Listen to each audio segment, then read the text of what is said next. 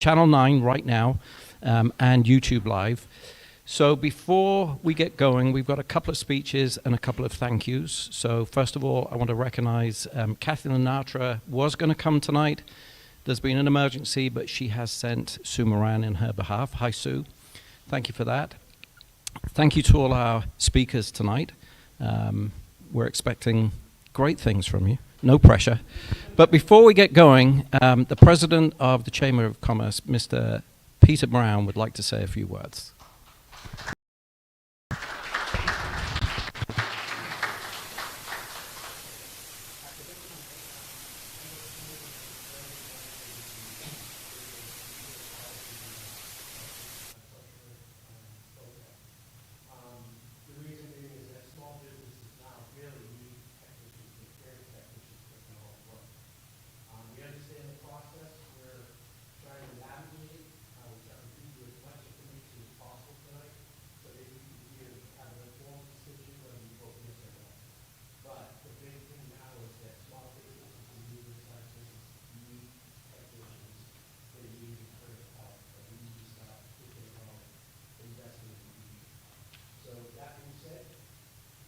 Sorry. Thank you. Does he need to start again? Yeah. Sorry, Peter. Great, because all that stuff that I wasn't supposed to say. All right, so thank you everybody for coming, and the Pembroke Chamber has been very instrumental this past couple of weeks trying to get as much information out there as possible so that you can understand and make an informed decision when we vote. Whether you vote yes or no, hopefully you get all the information that you need so you can make those decisions. I am very blessed to be here in front of you to do this. We're very lucky to have Fraser and all our officials here to be here and speak. So please be respectful, and remember they are recording. So when you are going to ask questions or speak from the floor, please be respectful. Now I'd like to bring up Bob DeBazzo, our past chair for the Pembroke Chamber of Commerce, to speak.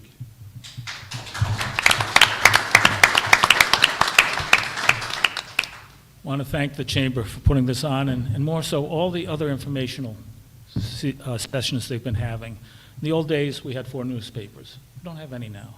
And the Chamber's been doing a good job getting information out to people. Fraser has been doing his podcasts, were excellent. He does a great job on it. As a matter of fact, I told him he was kind of like Pembroke's David Frost, for those that remember David Frost. But he's doing a good job, and I'm sure he's going to be in demand before. And I hate to say this, but he did tell me something in confidence, that he just got off a conference call with Disney and ABC, and they want him to replace Jimmy Kimmel. You'll do a good job. Excellent, in all sincerity. Stephen Colbert. Yeah. He's doing a good job. But he asked me if I want to say a few things about the library and the library project, and kind of just cheating a little, because I did a talk last night in front of the Selectmen's meeting, so I'm kind of going to read this again and a few little changes. But I'm Bob DeMarzo, president of the Pembroke Public Library Foundation. With me is Steve Curley, who is our treasurer, but also he's treasurer of the Chamber, and I find out he's also treasurer of local scene. So he's a very busy man, but he's very dedicated to this community, all his years on finance committee and everything else. He's a great guy. So I wanted to update everyone about the library and the children's room addition. It will consist of about 2,700 square feet, including a large children's reading and program room. We'll also have a local history and archive room, as well as needed storage and bathrooms. The young adult room will be enlarged by 50% by taking over the trustee room, and the trustee meetings will be held in the new history room. There'll be 2 private study rooms in the area of the library entrance, those 2 little alcoves, one of which will be a podcast studio. As for funding, 82% of the needed funds have already been raised by private donations. A majority of that is from a major benefactor family. Until recently, the name has been kept confidential for the past 10 years, and that's pretty tough to do. So it finally is leaked out. And you never know what's going to happen. What's going to happen now, what you start now, and the effect is 10 years down the road, or any groups when you volunteer making a positive effect. In anticipation of a town meeting vote, of which the Finance Committee, the Select Board, and the town managers have recommended to approve, there will be no need for borrowing or an override to pay this addition. It will be paid in full. We will be starting fundraising for tables, chairs, equipment, etc., Anyone who wants to donate or dedicate something for a loved one can contact us through the library. Also, you can make out a check, Pembroke Public Library Foundation, Post Office Box 1111, 4 ones. What I really want to talk about tonight is volunteerism, community spirit, and donating for a cause. The Select Board and other boards and committees and many volunteer groups work hard to make our town, our community, the best it can be. A new group of volunteers has just organized the Pembroke Foundation for fundraising for various town needs. So, if you're wondering where I'm going with this or when I'm going to stop talking, I have to go back to Pembroke, as it was in 1937, a town of a population of a little over 3,000 people. It was then that Shirley Peterson and his wife Annie moved to Pembroke. They both got involved in the community. Shirley served as town accountant and Annie on the school committee. Shirley joined the military during World War II, and if you're in the veterans room, you can see his name on the board. They started a family, a son, Alan, who was born in 1938, and a daughter, Linda, born in 1941. Don't do the math. Alan went to school in the Hatch building, and Linda in the building known as the Old Library. Alan was the first valedictorian of Silver Lake High School system. Alan served on the Pembroke Finance Committee for 9 years and also as its chairman. He later served as selectman for 9 years. I remember him during my first years in town. He was a great selectman. Linda Peterson has served on the Finance Committee for 14 years and is currently the chairperson. She provides strong leadership and is well known and respected in our community. About a dozen years ago, Alan Peterson contacted the Pembroke Public Library Foundation and said he wanted to help fund our goal of an addition to the children's wing. His sister Linda joined in with that commitment, of which they have now donated $1 million. It's in the bank. I think that's the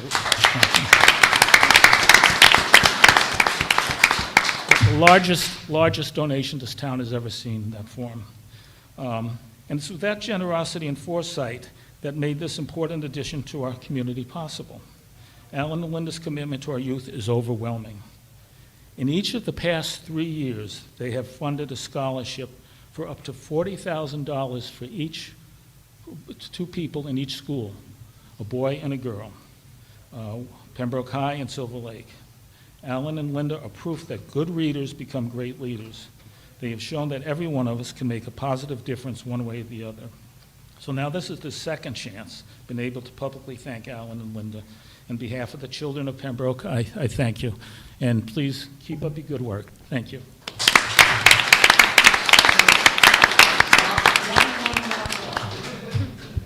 Thanks so much, Bob. This is not on the topic or the agenda, Linda, but did you want to say a few words or no? Would you like to say a few words or no? It's up to you. I don't know what I would say, but... Well, we are very grateful and we appreciate your donation. Thank you.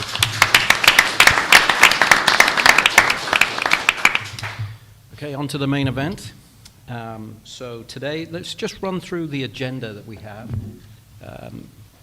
First, we're going to start, we've had the introductions, so that's part of the agenda done. First, we'll hear from Tom Hickey. Tom Hickey is the superintendent of South Shore Technical High School. It's a mouthful, but... We respond to anything, yes. Go Okay, so Tom will be going on first. Then we'll hear from Paul Villela. Paul is with the Carpenters Union and went through Votech education. So we thought it'd be interesting to hear from somebody who's actually gone through this process. Then we will hear from Aaron Obie, who is the Pembroke Schools superintendent. Finally, and not finally, but we'll then hear from the town manager, Bill Chenard, and then we'll open it up to question time, and we have 2 other members of the panel, Melissa Hooley and Sue Bollinger. Sue, you're on the school committee's Votech subcommittee. Yeah, I'm the liaison to the school. Right. Yeah. And Melissa, you're just a parent in town. I'm a parent, but I'm also on the exploratory committee for the Votech. Yep. Terrific. So we feel we have a good team, a good group on the panel to answer any of your questions. But let's start with Tom. Tom, you will be up first, and you're I didn't put your first slide on because it was just telling us how to get in touch with you. Okay, We know how to get in touch with you. So great. your first slide is up. Fantastic. Thanks, Fraser. Good evening, everyone. Thanks for being here tonight. Thanks for watching at home, and I appreciate your interest in this topic. Your town has been very thoughtful about its future in vocational education, so I wanted to just cherry pick a few topics that I think make our school special. I'm deeply invested in this. I've been at the school since 1994 in a variety of capacities and have had an opportunity to talk to a lot of folks in our district about the importance of vocational education. If you all didn't think it was important one way or another, we wouldn't be having this conversation. One of the jewels in the crown for regional vocational schools is our ability to offer students cooperative education. Because of how we structure our school, students go to a week of academics and they have a full week in their chosen vocational major. That eventually leads to students who, by the middle of their junior year, could be eligible to go on co-op. The statistics, I won't try not to keep turning around, but the statistics over my head here essentially tell you that co-op is very popular. We have a lot of students who work a lot of hours in their major, and they are able to earn money for whatever comes next in their life. It's proving to be a great opportunity for personal growth. What a way to emphasize soft skills, which we know you could be the best carpenter with no communication skills, and you might soon be the best unemployed carpenter, right? So you need it all, and we want kids to understand that early. And if your teacher starts sounding like Charlie Brown's teacher, wah, wah, wah, wah, put them out there, and let's see. And we have a great rate of return. Local employers are very happy. In fact, if you don't mind, Fraser, go to the next slide. We are already part of Pembroke. We're already part of this community, and we have been for a long time. I'm very proud of the fact that our co-op program only works because we have employers willing to partner. And so here are some recent examples of local employers from Pembroke who have hired our students, and we want to continue to grow and strengthen this partnership. We have folks on staff whose primary responsibility is to make sure that the co-op experience is a successful one. Not every student needs to go on co-op. We strongly encourage it. We think it's a great part of the 4-year experience at our school. So that's definitely something, the way that we structure our school curriculum, that we're able to offer this to students. Thank you. Another jewel in the crown is that our students, while they graduate with a high school diploma, and while our academic departments take their jobs very seriously, and our shops do as well, they also leave with what we shorten and we call them IRCs, that's the jargon, industry recognized credentials. It's Diploma Plus. They're leaving with a credential that the industry recognizes as that they have obtained a certain skill or a bundle of skills, and that makes them more marketable on minute one, if not sooner, when they graduate. So for most of the program, for our programs that are represented here, in our new school, we'll be adding to this list plumbing and veterinary science, and ultimately you're either earning hours toward a license or you're able to sit for a certification. And this is what we've been able to embed in the program. Thank you. Yeah, and just to make sure that I'm not reinforcing the unfair one-dimensional stereotype, this is a list of colleges who have accepted our students in the past year. Doesn't mean they all went to these schools, but they applied and they had the transcript, they had the grades, they had the experiences to get in. So whatever the image of vocational education from, if you want to say back in the day, it was unfair then, it's unfair now, and hopefully most folks have put that to bed, that it's a terminal education, you got to pick one. World isn't like that anymore. And so our students are killing it in this category here as well, in terms of their ability to get accepted to schools, if they see that as the next step in their path. We also send kids to national competitions. One of them is called Skills USA. Kids at Silver Lake, kids at South Shore, regional schools all around the state compete. We've had success at the state level and the national level. Our horticulture landscape program has also been involved. On the next slide, Fraser, we have the Future Farmers of America, and they've done quite well. They just recently competed at the Big E out in Springfield and secured several awards. So we need to build more trophy cases. We've got a carpentry shop that can take care of that, Paul. We're good. Right. We're good. But what a great feeling to know that when skills are put to the test, it's not MCAS, it's real world. and you've got to be the best. And our kids compete each and every time they're out there. Thank you. And then the last few slides, if you're looking for another return on investment, another way that the real-world curriculum shows up is that we partner with our towns. And while there's no one bullet above my head here that's more important than the other, but in every one of our communities, I am constantly asking our departments and our towns, where can we partner? Not only might we be able to deliver on building this, repairing this, clearing this in a way that's more affordable, but you are giving our students, younger than co-op age, if you will, the ability to do something that is real. You can't put 3 tires out of 4 back on the car, get a C+, and move on. The world doesn't operate that way. Kids need to understand that you're actually doing work for a nonprofit organization that doesn't have a lot of money, or a town department that could use some additional assistance when maybe the money doesn't show up at a spring town meeting. So on these additional slides here, thanks, Fraser, the next slide. Again, the list, the opportunities are endless.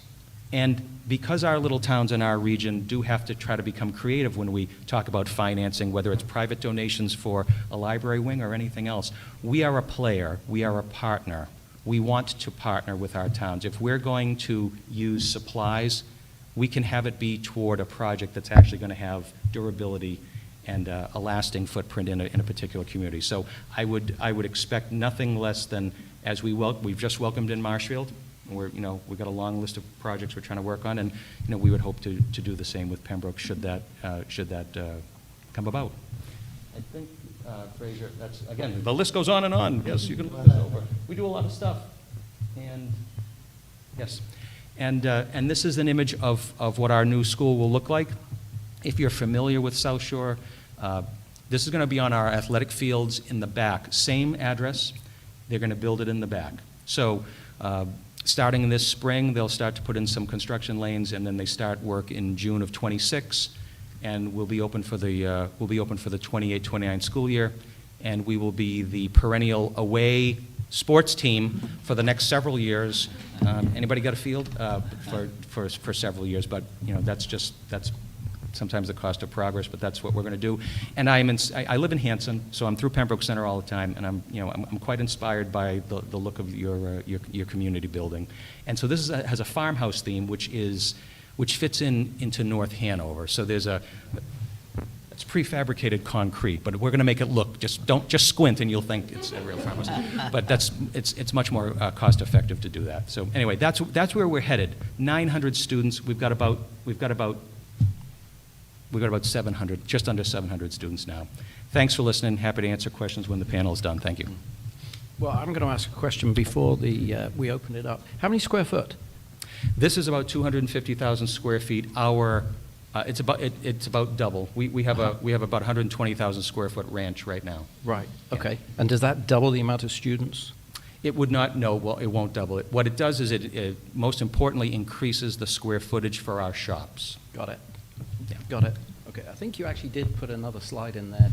That's not the building already started, is it? Oh, yeah, that is, again, That is, okay. No, actually, that was, at the time, a greenhouse that our kids were building for our horticulture program on site.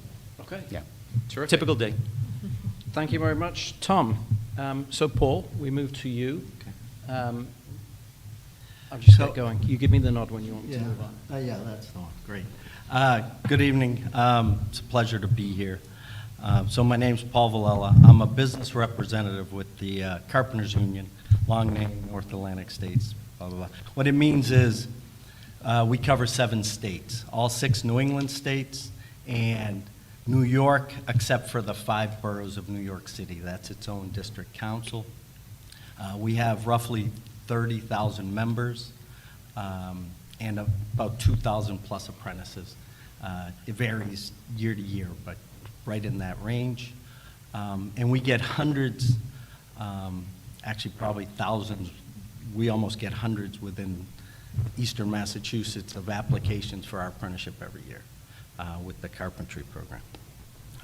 We'll do the next one. Okay, so our apprenticeship program builds real skills for a long life career.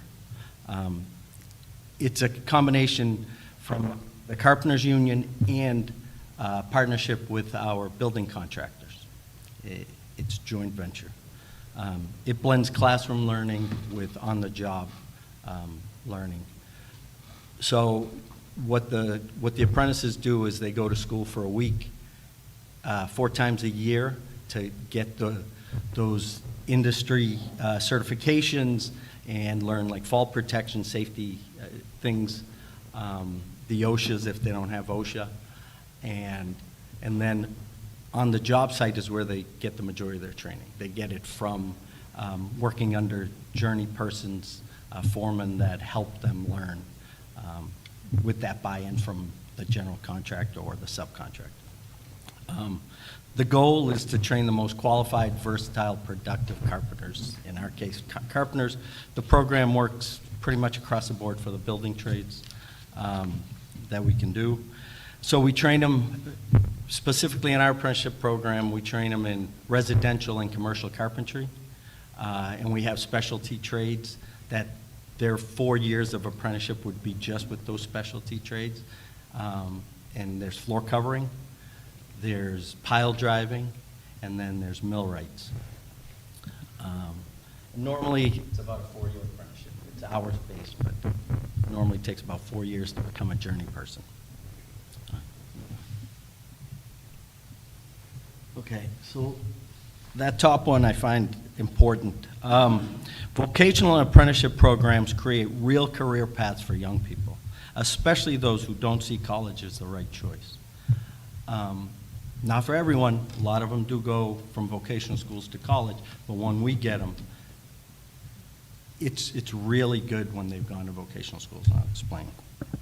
So having the opportunity to go to a vocational school is important for our young people. Why? Because vocational school students get the foundation they need to be successful in the trades. They get the skills, the safety training, and the knowledge to be productive right from day one. They hit the ground running. They show up to the job better prepared, hands down. And it also makes them better applicants for our apprenticeship program, which leads me back to my first slide, which we get hundreds of applications every year. And just like any organization or any company, we're going to try to look for the best of the best because we can't take in everyone. So we're going to try to pick the best ones that we think will be successful to be our members. Hands down, year after year, participants who've gone and graduated through vocational schools, hands down, make it through our apprenticeship better, more productive, and end up making great journey person carpenters. I'll give you one example from a South Shore Votech graduate from years ago. His name is Keith Rice. He's one of my stewards, and if you don't know what a steward is, he's the union representative on the job site. He's a working carpenter. Usually works right within where the foreman, all the carpenters are working. But if there's any issues on the job or safety concerns or anything, that's who people bring it to, and then in turn, he would either resolve it or contact me or one of my colleagues. Anyways, it's a job that takes being intelligent, because you have to understand our contract, our collective bargaining. You have to be articulate in order to explain and talk to superintendents, project managers, and just carpenters in general. And you have to be a qualified carpenter, a very versatile qualified carpenter. So Keith graduated years ago from South Shore Votech. He's our steward over at Quincy Public Safety Building. Anyone who's gone to Quincy, headed towards Wollaston Beach, you've hopefully seen that new large public safety building, $100 million building that's being put up, public safety. It being built by Suffolk, one of our big signatory contractors, who will actually be building South Shore Vocational Tech, our premier contractor, in my opinion. But he's there. He's been there for a year plus, year and a half, however long it's been, and he's just so well-rounded, and he's a graduate of this, and with that story, there's hundreds, if not thousands more throughout the, the Commonwealth through vocational programs. So I'm obviously in favor of them. I sit on the advisory board for the carpentry shop at South Shore Votech. Their instructors are top-notch. One of them, Ed Costas, was a former member who chose to become an instructor. And they're, our young people are in good hands at vocational, and then hopefully we get to grab some of them afterwards. So I'd be happy to answer any questions that anyone has. Thank you. Thank you, Paul. So we've had the selling part of the presentation, the Tom and Paul. Erin, I'm sorry, you're going to have to do the finances. No worries. Okay. So I have been fortunate enough to give this presentation maybe 5 or 6 times, and there's plenty of familiar faces in the audience. I just want to clarify that I always use the same slides so that the message and the information that's being shared is consistent across all of those. I've never been joined by anybody else that's presenting, so you will see some overlap between what Tom shared as well as what I think Bill is going to share, so I won't spend a ton of time on that. But one other point of reference is, yes, you've heard a little bit of a sales pitch from Tom and Paul. As a public employee, I will not be making a sales pitch. I will just be sharing with you factual information and hopefully be able to answer any questions that you have related to school enrollment, our current course offerings, and those type of things. Terrific. So I'll kick you off. If you want to skip any slide because you feel it's duplication. I think you're already ahead, so we're good. Looking at the education offered at South Shore Tech in comparison to Pembroke High School, our philosophy is always educating the full child. And that doesn't just mean academics. It means extracurriculars and sports offerings. On this slide, you can see, in addition to academics, South Shore Tech clearly has the vocations that Tom outlined, but they also have very similar offerings for our students as far as athletics and extracurriculars, making sure that students feel connected to the building that they're in, whether that building is Pembroke High School or South Shore Tech, was a very important piece to our research when we were. Sorry, I just need disclosure. Sorry. So just making sure that there was ample offerings for students, whether they were attending Pembroke High School or South Shore Tech. Yep. Before I go into this, there was, I think, one slide before that you may have deleted, but just wanted to talk a little bit about the current member towns for South Shore Tech. I know that Tom mentioned that Marshfield is a new member, but there are 8 other member towns for South Shore Tech: Abington, Cohasset, Hanover, Hanson, Norwell, Rockland, Scituate, Whitman, and then again Marshfield.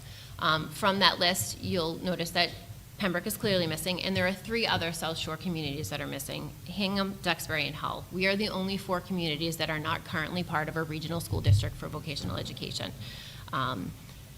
My understanding is that Hull did explore the process a few years ago. They were not successful in getting the project through the necessary votes and to get to the point of membership. We have had some conversations with the superintendent both in Duxbury and Hingham. There's nobody in the pipeline at the point we are in, but there is some interest, I believe, in Hingham as well. So that there's a new superintendent in Hingham, and she did reach out to kind of learn about what we did, what worked, and what didn't work. But at this point, Pembroke is the only one in the pipeline, right? Correct. So I have been in Pembroke for 15 years. This is my 11th year as superintendent, and in my time here, there has definitely been some ebbs and flows in historical vocational enrollment. There have been times where we've had up to 86 students enrolled, and times as close to this year where I think we'll have 19 for this current school year. So again, there's been some changes to the admission policy. There's been changes in access just as far as interest from member communities. And consistently in the past 15 years, we have talked as a school district, both internally and at the school committee level, about what can we do to explore additional offerings for students, whether that's offering programs at Pembroke High School, whether that's partnering with local vocational schools. I know a few years back, Tom and I met with Josh Cutler and talked about joining way back, I think in 2013, I think it was the time that we last spoke about that. So these have been ongoing conversations, but I do think the change in the admission policy has really forced the issue for us in Pembroke, and there is really very little to no access for our students currently. Sorry, Erin, do you mind if I just ask a question? Because I think it's important. You put up a slide here of the last 15 years of admissions. This is Pembroke, This is the number of Pembroke students enrolled in each of those schools for those subsequent years. why are they going away? Why are they? Why are they no longer, do they still have access to these? So they still have access to the agricultural schools. That has not changed. Okay. The admission policy for Chapter 74, traditional vocational schools, has shifted slightly in the past few years to now require that all of the students that meet the minimum requirements from a member town must be admitted before any students from a non-member town. So previously, Pembroke was able to take advantage of a non-member town tuition or seat in those schools such as Silver Lake or South Shore Tech. At this point, there's no more available seats because there's far more students that meet the minimum entrance criteria in the member towns than there are seats available. Okay, I think that's worth clarifying. Thank you. Absolutely. Next slide. Sure. So it's not just about the students that got in. For us, it's looking at what is the interest, what number of students in our current 8th grades have been looking to get into vocational school. And so you can see there's been a pretty hefty interest for our students as we've gone through some of the years post-COVID. It has increased definitely more. The past couple of years, fewer students have enrolled because that they know that there are no seats. But generally, we are seeing an interest from about 20 to 22% of our 8th grade students looking to apply to an alternate type high school education.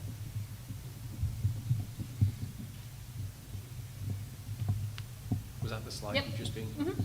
So move on. Yep. Okay. So what would it look like if we were to join South Shore Tech? So South Shore Tech enrollment is based off proportion seats, and they take a look at historical enrollment for multiple years in order to proportion those seats. I know that Tom did mention that the new building would open in the fall of '28. We are looking to join in the fall of '27. So that means our first group of students would be entering South Shore Tech in the old building. So we have talked with Tom in the regional committee at South Shore Tech in trying to figure out how could we get students in the fall of '27. And at this point, for that class and that class only, we'd have 10 seats.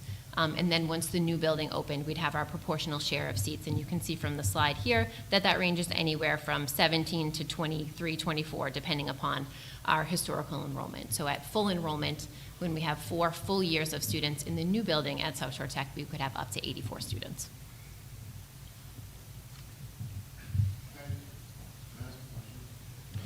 Can we wait until all the presentations are done, and then we will have open question time at this mic, so I'll call upon you. So the process for Pembroke to join is a 3-part process for us here. There would be one vote that would be happening this fall, and that vote would be to enter into a regional agreement with South Shore Tech to become a member town. And then there's 2 parts to the funding piece that would happen in the spring. Part 2 of the vote is a debt exclusion override for the beautiful new building that Tom showed you the rendering of. And then Part 3 is the operational override to fund the costs associated with sending students to South Shore Tech. We currently have 0 students attending South Shore Tech. Again, to build that up to 84 students would require some additional funds in our operating budget. So here we are, Part 1, the fall of 2025. So we have been working with the Regional Planning Committee. That includes myself, Bill, Melissa, Sue, some of our building principals. Tom visits us quite frequently to share his expertise, to really work through what changes would need to happen to the regional agreement in order for it to be worthwhile for Pembroke to join. So figuring out what is our proportion of seats, what is our share of the debt, what does it look like to buy into their stabilization, how new debt is assigned, how capital costs are figured out. So all of that translates to a multi-page document that we have been working on for the past couple of months. That document then goes to the Department of Elementary and Secondary Education for approval, and then each of the current member towns will then vote to see if they would like Pembroke to join. So our Part 1 vote is scheduled for October 21st. I believe it's Article 6. Yeah, I think you were renumbering last night when I listened. So Article 6 is asking the town of Pembroke if they want to join South Shore Tech. And by join, we mean enter into a regional agreement.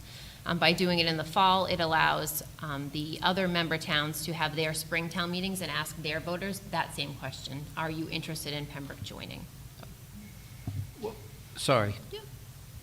What are the chances of them saying no? The member towns rejecting our request to join? You would need 6 out of the 9 communities to say yes by a simple majority vote at town meeting, plus of course, Pembroke. Yeah. Chances, I would Our regional planning subcommittee is recommending this to our full school committee, but otherwise, I would be, Yeah. In Let me our get my crystal planning, ball. right, in our planning committee, we've talked a lot about how to package it in the way that makes the most sense for those that are currently member communities, right? If you are a current resident in Hanover or in Hanson and you have access to 35 seats, and Pembroke joins and you're only going to have access to 32 seats, how does that feel? When you're then told your share of the building project is X, but if Pembroke joins, your share would be Y. So really trying to figure out the best way to package it. And I think what we kind of came up with as a group is that timing our admittance with the new building is very helpful. Also, as each of the member towns are starting to talk about the debt exclusions necessary in their towns for the building project, it's helpful to say, by bringing on Pembroke, 10.17% of the debt share will go to them. So giving them a little, I think you call it a haircut, Tom. yes. A it's haircut on yeah, their building project. It's a luxury for me to talk about that, yes, haircuts. But we did the same thing with Marshfield, Fraser. We also, when we were bringing this building project to our communities, Marshfield was just joining, and that was part of the calculus. It was, these are expensive projects, and so bringing in roommates to help pay the rent isn't a bad idea, because it's not just about the building. It is also about having partners to sustain operating budgets, to grow a building with staff and shops and equipment, et cetera. So the focus is the building, but the long game is having enough partners from our region to support operating budgets as well. Got it. Erin, do you want me to move Yep, on? next slide. So the next two votes would happen in the spring. The first vote, I think, is pretty self-explanatory. It's a debt exclusion override for our share of the building project. We did, the last time we ran our numbers was the spring of 2025, and I think Bill's going to talk a little bit more about the debt piece, but at that time, with the estimated project costs that Tom had, our share of the building would be about $20 million. So taking a look at interest rates, and I do understand and appreciate that those fluctuate over time, again, something in Bill's wheelhouse that he's going to talk about, we calculated the increase to the tax base on the average household to be anywhere from $156 to $168 for our share of the debt associated with the new building. The next slide is the third part of the vote, which is the operational override. So as I said, there are costs in addition to the new building that we would be incurring in order to send students there. We are currently not sending any students there. Again, at full enrollment, we could have 84 plus students there by the fall of 2033, I think is the math there. So really needing to build that back into our operational budget, the cost associated with some of the tuition pieces. As an established regional school district, South Shore Tech has a stabilization fund already. We would need to buy into that stabilization fund as well. And as capital costs start to arise after the new building, we would then that would be built into our tuition piece. So making sure that the operating budget for Pembroke Public Schools supports sending students to vocational education while still supporting the students that are enrolled in Pembroke Public Schools.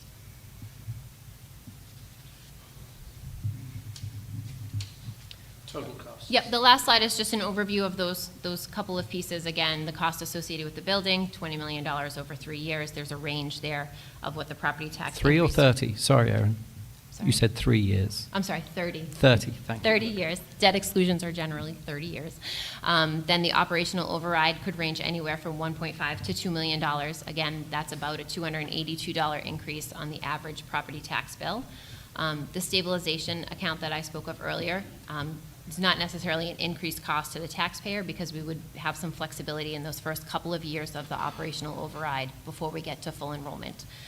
So again, the total implication is anywhere from $438 to $450 over the time of the loan based off of the average value home of $601,000, which I'm sure has changed, but, Hasn't yet. okay. It will this fall. So the vote at this fall town meeting of really polling the community to see if they're interested in joining is contingent upon both the debt exclusion override and an operational override passing in the spring. So without the funding, we cannot join. That has also been made clear to, or will continue to be made clear to the member towns as they're starting to talk about Pembroke joining, knowing that Pembroke, if we vote yes in the fall, still is contingent upon the funding pieces that will happen in the spring. I feel there are some questions. However, we'll get to the question. I've got some questions from the town that have been emailed in, but thank you for that. Absolutely. So, Bill, Are you ready? I'm always ready. Okay, I'm going to good. actually walk around, though. You are? Yeah, I like to walk around when I speak. Take your microphone with you. I'm going to. All right. Shake it up a little. Good for you. You let me know when you want the next. Go ahead, I'm ready. Let's roll. There's your first slide. So just a quick overview of what I'm going to talk about. I'm going to basically dive in a little bit to the building construction costs and how that affects the debt curves. Going to talk about operational costs and how that affects the town's budget and debt curves, that being tuition and transportation. And then I'll talk about stabilization. You're going to see a trend here because the superintendent and I have very similar slides. So just a quick discussion on construction costs. As a member town, we are responsible for our share of those construction costs. The superintendent alluded to what that would be. It's an estimated at $20 million. I'll note that that could go up or down. I'll give you a really good example. We estimated our total costs for our public safety buildings at just over $61 million. It isn't going to be $61 million. It's going to be less. So we're excited about that. So it could go down. Unfortunately, it could go up too. You just don't know until you actually get the bids in. Bill, do you just want to share with everybody how that's calculated, that 20 million? So the 20 million is the total construction cost for the South Shore Votech School, less your MSBA reimbursement rate, which the state kicks in, Massachusetts School Building Authority, sorry, I use acronyms, but MSBA. So they'll take that off the top of the total cost, then they'll divide that amongst the share for all the communities, our share being just over 10%, making it approximately today a $20 million cost. Okay? Sorry. Yeah. So for us, we need to fund that through debt exclusion. I don't know any community of any of our neighbors that wouldn't. We're not like some of the communities in the rest of the country that don't have that Prop 2.5 cap. So we would have to do that, have to ask the voters for additional funds on top of our Proposition 2.5 cap. Debt exclusion, it does exactly that. It adds the portion of the building cost to the tax levy. Good thing about a debt exclusion is when the debt's paid, it comes off the tax levy. It doesn't stay there forever. So I just said that. Okay, next slide. So some debt factors, what drives the debt and what we pay based upon debt. Obviously the terms are based on Mass General Law. As Superintendent already noted, for buildings of this size, we typically would look at a 30-year term. Interest rate, that's market driven. So our bond rating is a major factor in that. I'm pleased to say Pembroke has a very good bond rating. We have taken steps to maintain that and even are aggressively going to try to improve that. The higher your bond rating, the lower your interest rate. So that's, I want to say it's similar to when you have a mortgage, the higher, but it's not exactly, it doesn't exactly work that way. Municipal bonding is slightly different, so I don't want to compare the two. Obviously the principal amount, we know the principal amount, $20 million, that's the amount we're going to borrow. And then the debt structure. There's different ways we can structure debt as a municipal government. You can use a level payment structure, which is similar to your home mortgages if you have them, or you can use a level principal structure where the principal amount that you pay every single year remains the same, but the interest rate over the term actually drops because you're paying off your principal much quicker. So on all of our smaller projects, I always recommend a level principal factor because you pay it off, and with level principal, you pay less interest over time. With the larger projects, such as a major school, we will look at level payments. When you get schools in the hundreds of millions of dollars, you want to keep it. What happens with level principal, you have very high payments up front. Actually, go to the next slide for me. Sure. So you can see the two curves here for this building. The level principal curve is the blue line, and you can see that it starts out at $214 and ends at $96 on that average household. Or you have level payment, which is the $167 or $168 across the board. But if you look at those two curves and the average payment on each of those, your average payment for level principal is less, slightly less money. Next slide. So here's a couple notes I want to make. We are carrying on our curves based on information from our financial advisors 4.25%. A 1% drop on a level payment structure represents about $4.1 million. So we can actually save a substantial amount if we get a 1% drop. I will note that the indicators are that the interest rates are going to fall. Not aggressively, but they're going to fall. We just borrowed 40 some odd million dollars at roughly 3.8%. So interest rates likely will fall.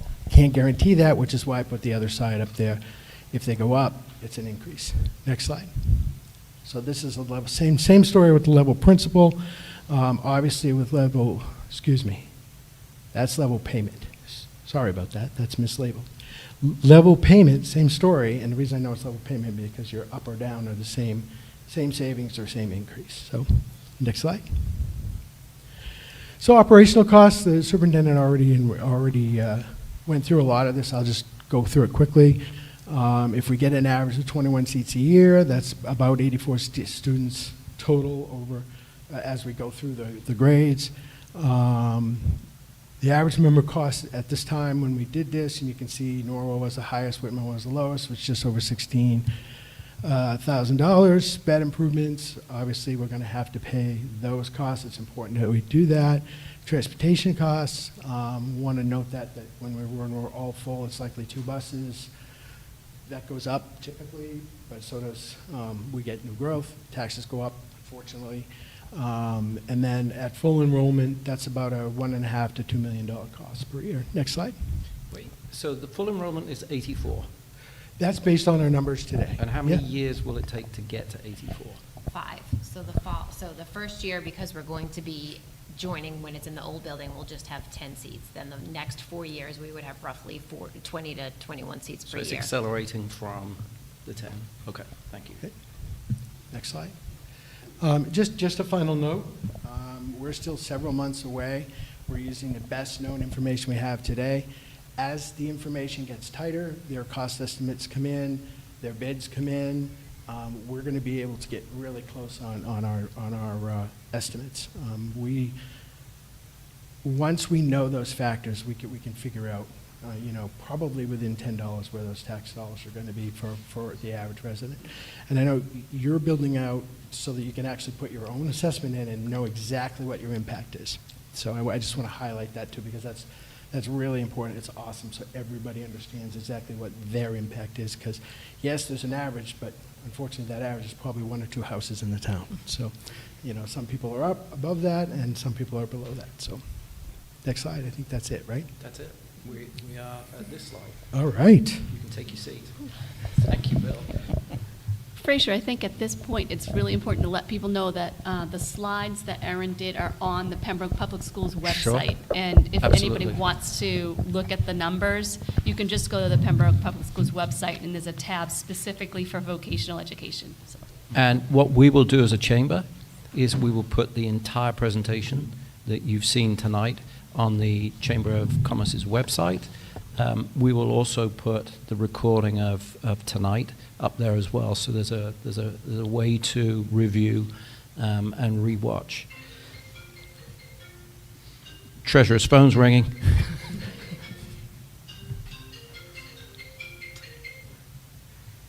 So this is question time. This is your opportunity to come up to the mic and ask the panel any question. But before we introduce the opportunity for the members that are here tonight, I just want to run through the questions that we've received on our website and just fire these off at the panel.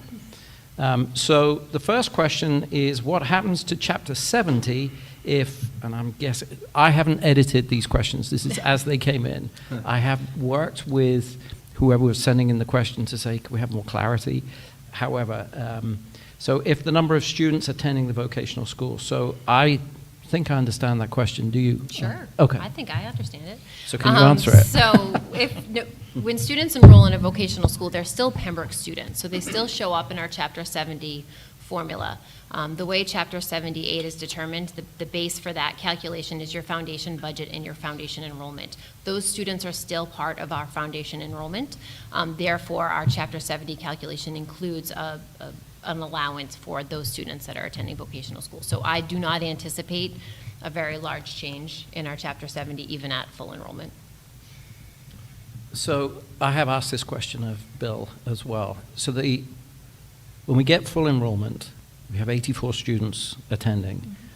I think the question is, do we lose the funding for those 84 students from the state? No, No. so we still get the funding, but then we're transferring it to... Then our share of cost is then figured out. It's never, my understanding is it's never exactly what the foundation enrollment formula says a vocational student tuition would be, but that is worked out through the local agreements, and that is assessed to us as part of our local assessment. So the funds still come to Pembroke, and then we give them out to South Shore Tech. Is that your understanding, Tom? The Chapter 70 formula is extremely complicated, but if you were to go to the DESE website and search for Chapter 70, you can find a municipal page, a page for each This is municipal. Pembroke's. Yeah, and Erin has Pembroke. So if you looked at any of our other member communities, you would find a breakdown of what Erin was talking about. You'd see the vast majority of the public school kids in Town X are in the home district. Right. And then there's a sliver. We have a column for South Shore.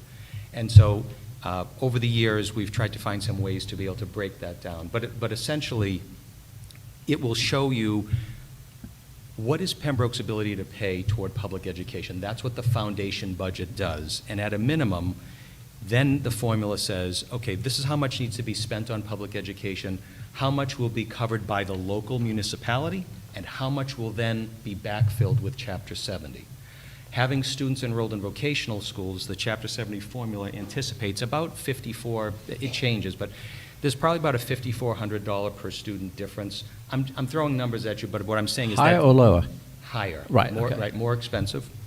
But that is what the state factors in, and then they backfill with aid what the town's ability to pay is. That's why, if you looked at the per pupil cost for our other member towns, you would see a wide range.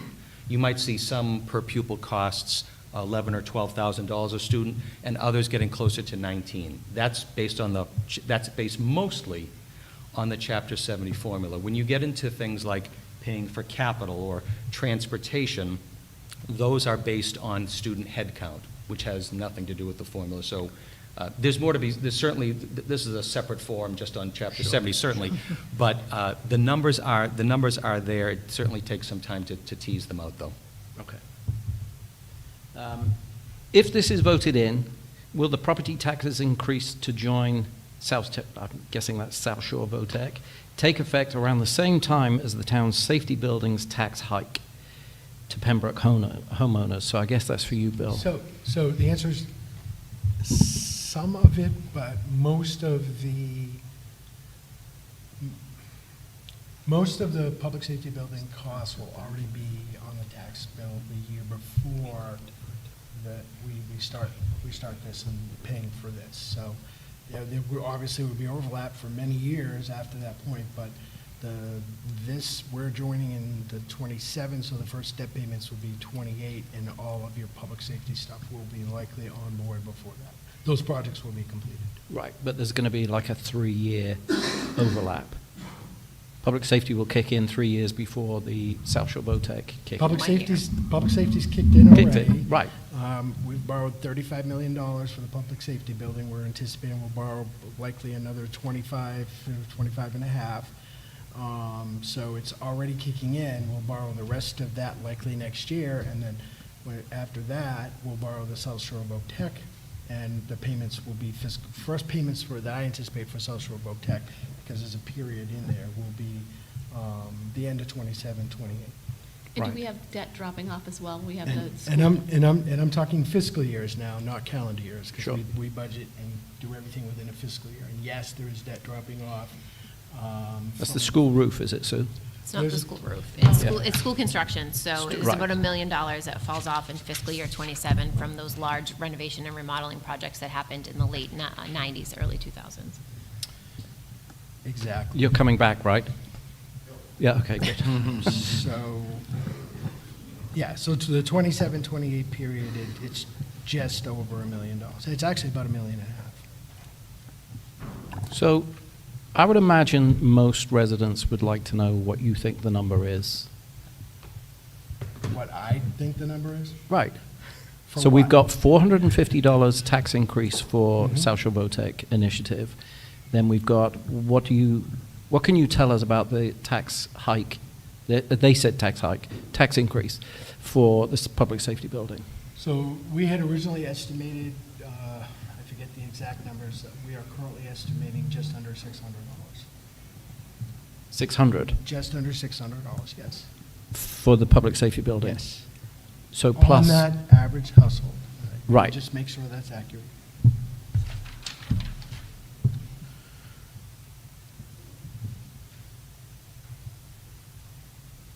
So, yes, when we're fully ramped up, it's just under $600.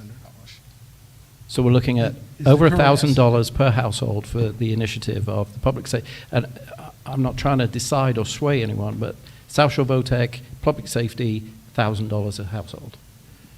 Rough math, yes. Well, it's pretty good math, actually. 400 No plus decimal 600. places for each circumference. And then the debt falls. I'm going to move on to the next question. Yeah. It'll help a little bit. So this question, I don't know what the question is, but it says, please make it clear, the bottom line has not been accurately determined as Hanover is not bonded. I think that's the point that Bill was making, is that the construction costs are not finalized yet. We do know that our share of the debt will be 10.17%, but we just don't know what that total number is yet. Right. And just to be sure that we're accurate, Hanover is bonded. There isn't a bond out for South Shore Votech because they haven't bonded the project yet. Okay. Correct. Okay. Well, I don't actually know the name of the person that asked that question, but I'm sure if they're watching tonight, that's been made clear. If Pembroke were to buy into South Shore Votech, is it my understanding that the first 4 years only, approximately 14 students a year will be accepted? After those 4 years, only then will we get the number of students accepted going to the estimate. So I think that question's actually been answered. Right, and just to clarify, for the 27-28 school year, it would be 10 seats because they're in the old building, and then as we move into the new building for the fall of '28 and moving forward, we will get our proportion share of seats, which based off of our historical enrollment is anywhere from 20 to 21 or 22 seats, getting us to the 84 once we're Got in it. the new building. I thought I saw a high of 23, but. There was 1 year that it was 23, yeah, but Yeah. that's a multi-year rolling effort. Yeah, Sure. that analysis was taking a look at current K-12 enrollments and pretending that those cohorts of students would be frozen in time. So Yeah. it's trending. I think the numbers are trending. It's not exact. And we have some communities that don't use all of their seats, and we reapportion open seats. So where there are communities with excess demand, there's an opportunity to spread that capacity back to towns that have excess demand. Terrific. Thank you. Including the first year, there might be 1 or 2 seats, right? That's correct. Yeah, so. Okay. So we're going to open it up now to the floor, and I believe you, sir, you had a question. And be aware. Hi. Hey, Chris. How's it going? Hello, Thanks for Chris. having You me. could just Good have to see you your today. name and Good to see you. address, and then. Chris Graham, 271 Water Street. Thank you. Pembroke. Thanks for putting this on and clarifying everything. My question's semi-redundant potentially, but I think we just got it clarified. Erin, you had mentioned that there's 10 seats the first year, and then there's a general pool if those other seats from other towns aren't all taken. My question was, would we be able to pull from that pool? Yeah, so in that first Yes. year, the regional agreement states that we would be available to scoop up any seats based off of the formula that weren't used by the member town. So in reality, that's potentially maybe 1 or 2 seats, depending upon how many extra seats are left on the table by a Cohasset or a Norwell. Right. I mean, from back in the day, Hanover and Situate were communities that wouldn't fill their allotments. That has changed. And so in recent history, Cohasset and Norwell have been really our only two communities that have not taken the seats. So I would casually say maybe 15 seats per year. And to Erin's point, we have a very detailed system for how we would reapportion that. So I would say the outside line might be you pick up 1 point something, round it to 2 extra seats. Okay, great. Yeah. Thank you. Thank you for your question. Anybody else got a question?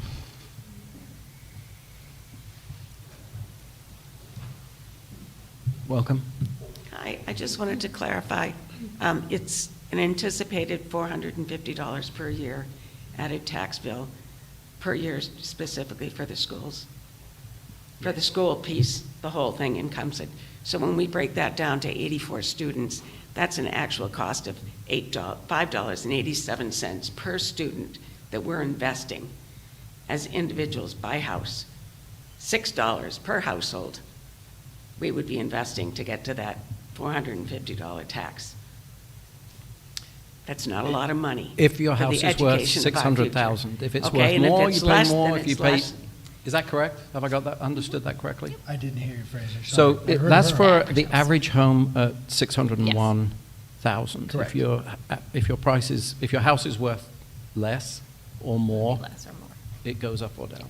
But yes, But when you look at the big numbers, you throw it up and you get to 1,000, it looks a lot. But if you break it down, what is the value of the opportunity for a student to go to get a Votech education?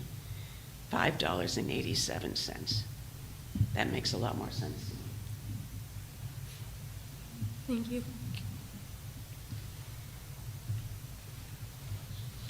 I'm sorry, I forgot to remind you to give us your name and address, but no, you've already spoken, so that's fine. Okay, I'm sorry, Jean Comfort, 29 Adams Ave. thank you very much, Jean. Hi, good evening. My name is John Cody. I live at 238 Oldham Street. I think everything that's going on here is great with what you're looking to provide to the children here in Pembroke. I'm a business rep from the Sheet Metal Workers Local 17. I'm a graduate of Blue Hills Regional High School. I grew up in Braintree. I've been in Pembroke for a few years now. I have a child that is in the Pembroke school system now, freshman in high school. I have no benefit whatsoever having my child already in it now, but this is an opportunity of a lifetime for anybody that is going to get into the construction trades or the training unions, open shop, mom and pop shops within the town. I've had 3 jobs in my life. I delivered newspapers, I pumped gas, and I've been a sheet metal worker for the last 34 years. This is an ultimate, very small sacrifice for the taxpayers of this town to take care of our children. So I thank you and I commend you all. And actually, I speak to the metal fab kids at South Shore Votech every year, and all the trade schools. That's a very popular. through- Isn't Metal Fab very Very, popular? one of our Diamond, most Bristol, popular. Plymouth, every school in the state. Also on the Somerville Advisory Committee for the CTE program there. So it's very important to make sure that these kids have the training. There is a workforce shortage of people that can still build. I mean, AI is not going to be there they're not going to build you buildings. We still need workers to build the buildings. As I said yesterday on WATD, AI can't twist a wrench. No, absolutely not. Not yet. Thank you very much, and I appreciate your time. Thank you. Thank you.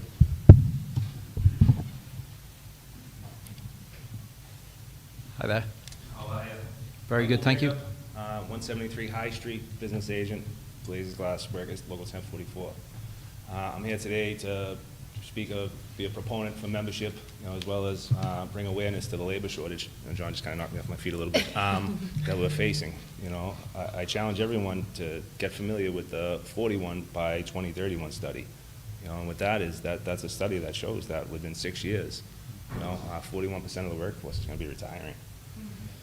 So I'm fortunate to be part of an organization that just invested $20 million into a training facility out 120 Stedman Street in Lowell, and we realized that the only way we're going to get out of this is to train our way out of it. So, sorry, just going to end it with that. Thank you. Thank you. Could you just, what was that, come back? Yes, sir. What was the 41 by 31. by 2031. You know about this? Okay, Yeah. thank you. Any news Yeah. outlet, look it up. Okay, thank you. Yeah, 41. Elaine?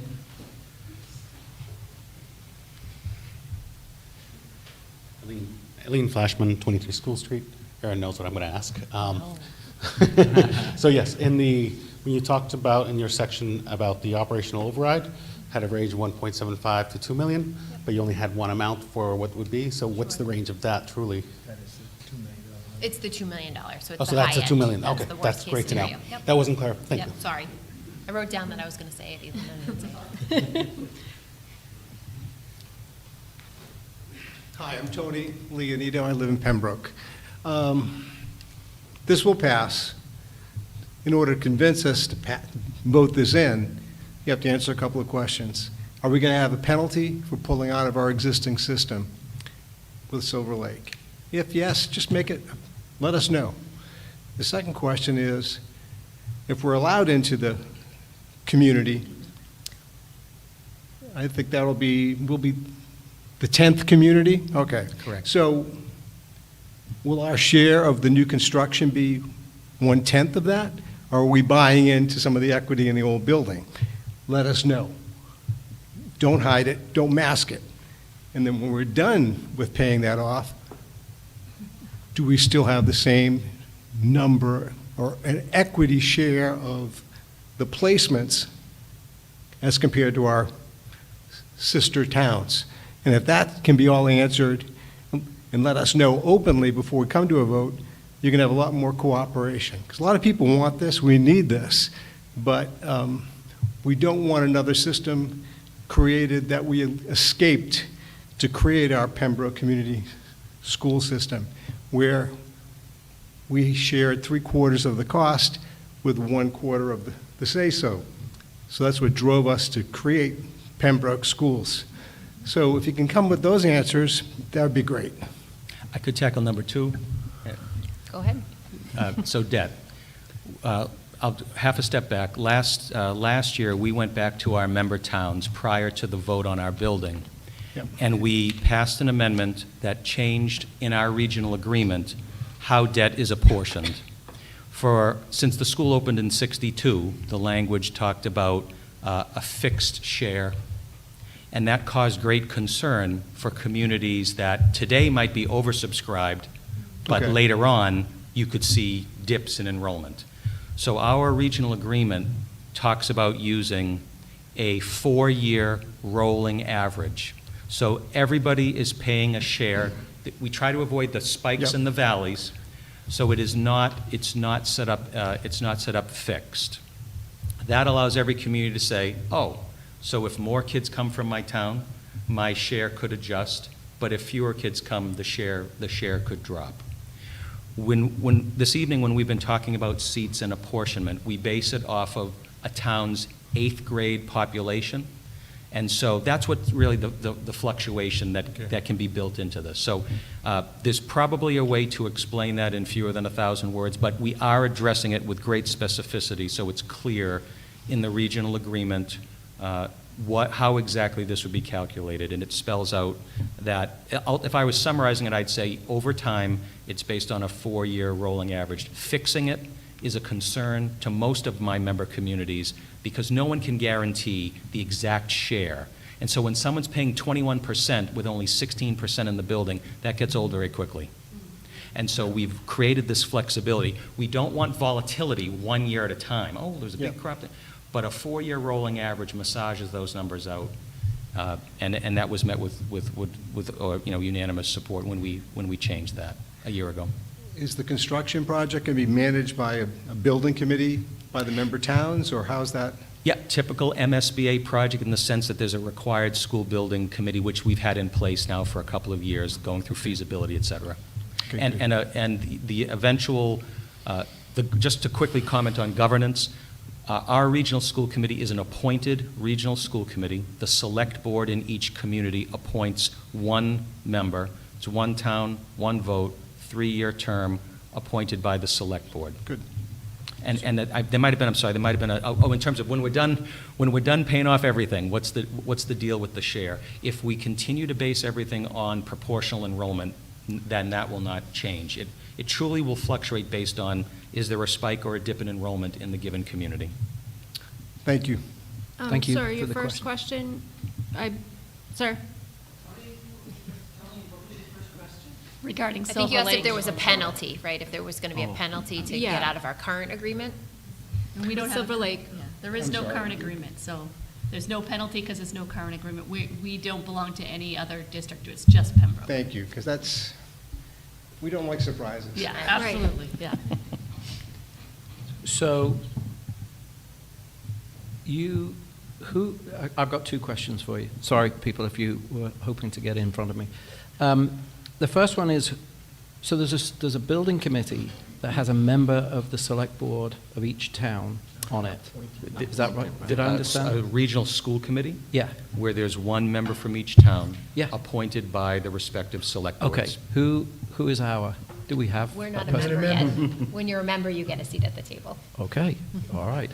And the other question I was going to ask you is, so I think Bill said it's just under 11% is our share of the build. Just over 10.17%. Just over 10. Just over 10, okay. Is 84 just over 10% of your student population? Because I think that addresses the question that came That, from the number, the 10% is what we would be projecting over time. Okay. We're a school right now of just under 700 students. Right. There is no way that, and I've said this in many forums as we were going towards the project, just going back to the operational piece, could we put 900 kids in a building the next day because of interest? Absolutely.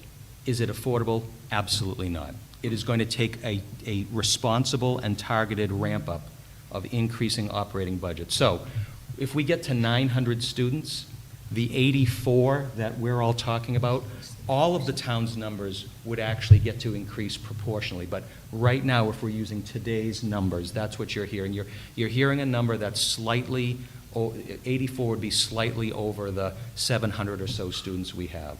So again, we can't predict what the future trends will be. But if we could become a school of 900, and I told you that Pembroke was about 10% of that, that would be 90. So we're dealing with, we can only use the numbers that are like right in front of us, but if folks know that it's in proportion, that's the model we've used with our towns for years. The question was, are we going to see proportionate spend and students? Yeah, I'm happy to say we're one of actually the few vocational schools in the Commonwealth that actually apportion seats. Most of the schools don't have an apportionment. I've always felt that it gives each community a clear return on investment. Mm-hmm. There's I pay for this building, I want my zip code to have some access, as opposed to one big bucket. So that's worked for us for decades, and I see that continuing. Appreciate it. Thank you for the answer. Any other questions? No? I know you've got some questions. But okay, so let's wrap this up. We can get out of here earlier than we anticipated. I want to thank all of our panelists. Sorry, Melissa, you only got to ask that one question. But Melissa Hooley, Sue Bollinger, Bill Chenard, Aaron Obie, Paul, you can pronounce it, Villela, and Tom Hickey. Appreciate you coming, and thank you very much for a round of applause, I think, for our panelists. Just a quick note also, we should say thank you to the local scene for broadcasting this. And we never actually mentioned the techs that are doing all the work. Keith is our cameraman. Chris is the audio. He's not going to come out and say hi. Chris has been great. He does all of the audio editing in the audio suite when we're doing the weekly podcast. So Chris and I get to know each other quite well. So I want to thank you two for your time and doing what you do. And thank you all for coming, and thank you for everybody. I don't know where the camera is. Oh! And thanks to the chamber for hosting this. Yep. Thank you.